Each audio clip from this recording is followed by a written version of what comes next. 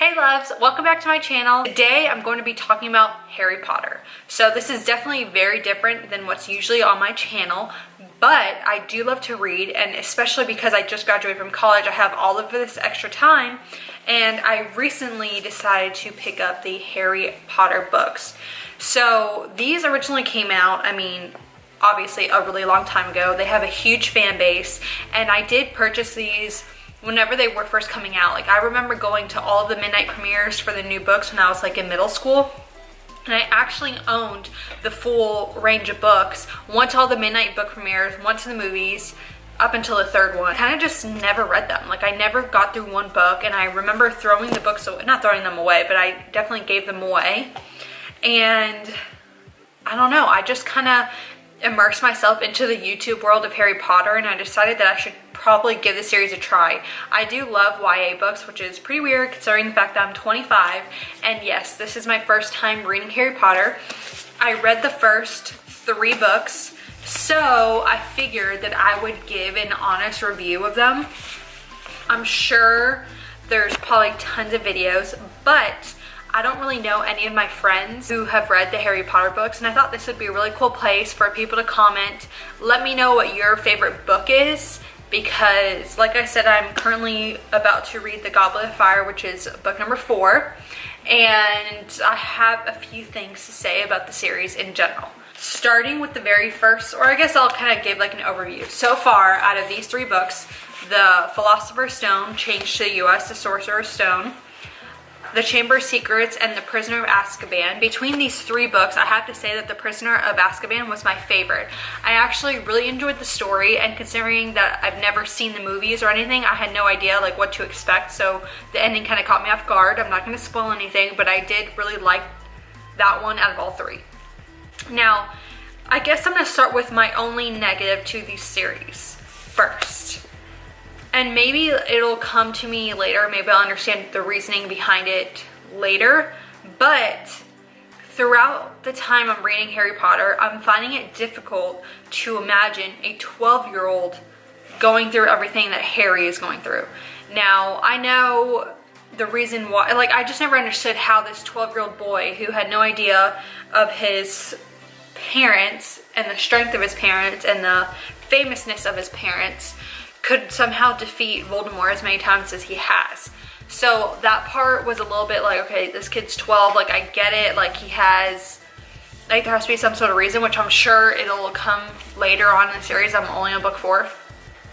But I was just finding it very difficult to understand, like, how can this 12-year-old be defeating this guy and all these animals, and, like, why is it always him, you know, kind of deal. But I'm just trying to live in the world of Harry Potter. Now, that is really my only negative out of this whole series. I really do enjoy the books.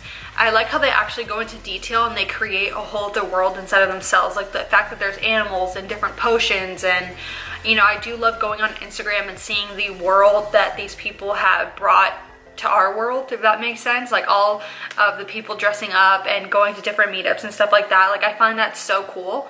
I did go on Pottermore to take the test, and not that I've learned a ton about the houses in the first 3 books, but I figured, you know, like, just to bring some realness to me, I took the Pottermore quiz, and I actually am in Ravenclaw.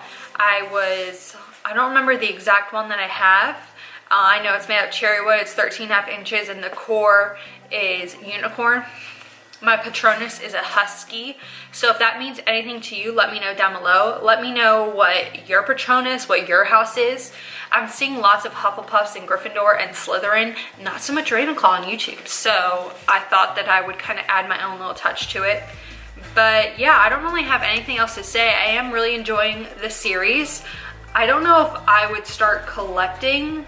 I don't know, let me know. Like, if you are a Harry Potter collector, let me know what you collect. Do you collect books? Do you collect movie memorabilia?